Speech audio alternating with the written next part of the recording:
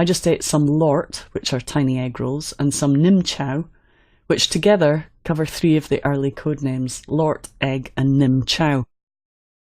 Version 1 was codenamed Egg, and it was released in 1993, and it was bought by Aldus, who eventually merged with Adobe, who own it now today, as we know.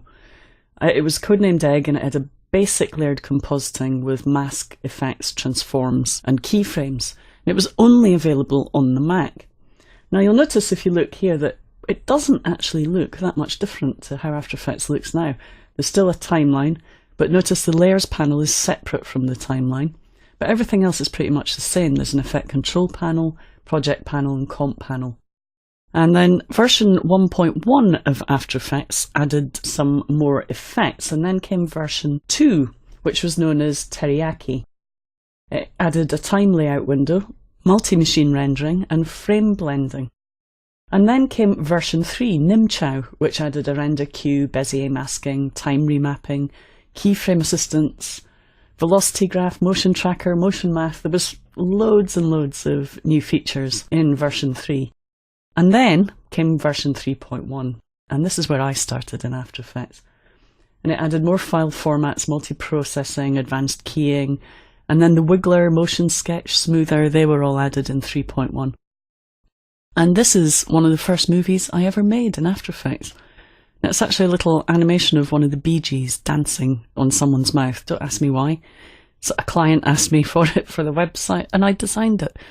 It's just a little Photoshop file with, I think, the reshape effect, or I think it might have just been the bulge effect, but I used various different copies of the bulge effect to get different movements happening. It was very, very basic animation. And then came After Effects 4, and After Effects 4 added some great new features. It was codenamed Ebir, and it added tabbed windows, movable timeline layout columns, multiple masks per layer. Before that, we only had 1 mask per layer. Lots of warping and particle effects, audio effects, transform effects, and adjustment layers. There were also some other improvements. We had RAM previews, and also effects could now extend outside the layer edge, which was really nice. And then 4.1 arrived, and that was known as Batnip. And it had a flowchart view and watched folders and 3D channel effects and all sorts of other good stuff. And then came version 5, and this is where I really started to fall in love with After Effects. Melmit, probably my favourite After Effects, had 3D layers, 3D lights, parenting, vector paints, expressions, all the atomic power plugins like Wave World, Shatter and Vegas, had 16-bit colour channel support, Illustrator transparency support, all sorts of effects were added. So it was a really big release, and partly the reason it was my favourite was because I wrote a book about it as well. I wrote my first book, Creative After Effects 5, about version 5. And I wrote that with a lovely guy called Paul Tursley, who you may have heard of, great guy, and he taught me a lot about expressions and 3D and parenting. So thanks to Paul for all his help over the years.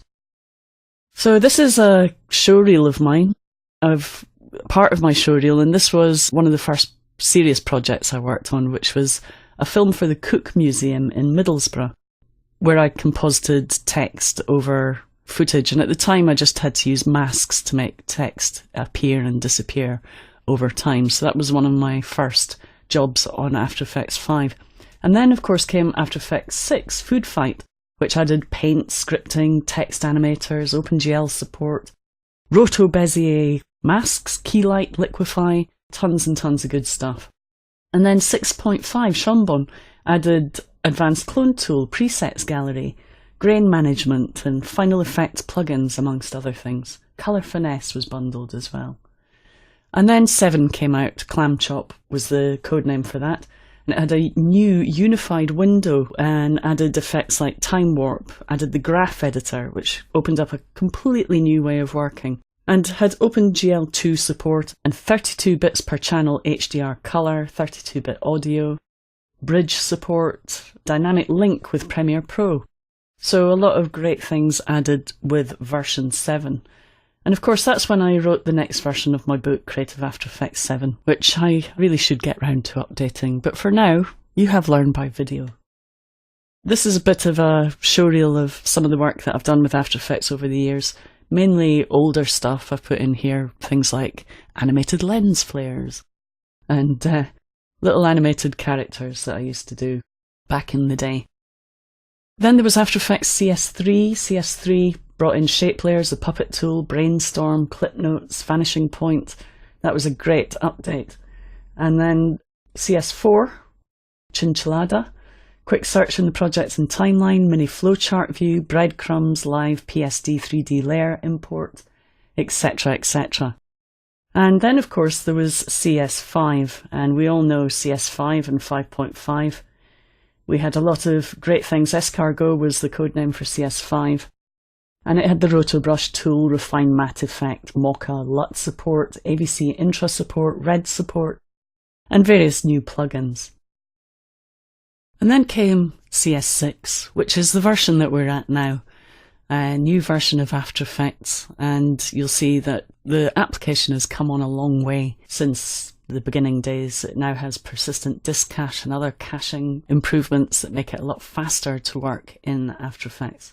There's a 3D camera tracker and loads of new 3D features, including the Ray Trace 3D renderer, beveled and extruded text and shape layers, bendable footage and composition layers, environment maps, new material options, variable width mask feathering, layer bounding box and selection indicator improvements, and vector art footage to shape conversion, as well as things like rolling shutter repair. And you can find out about all these things in this course. So I hope you've enjoyed that little quick tour of After Effects and my upbringing with After Effects. I really do love this application.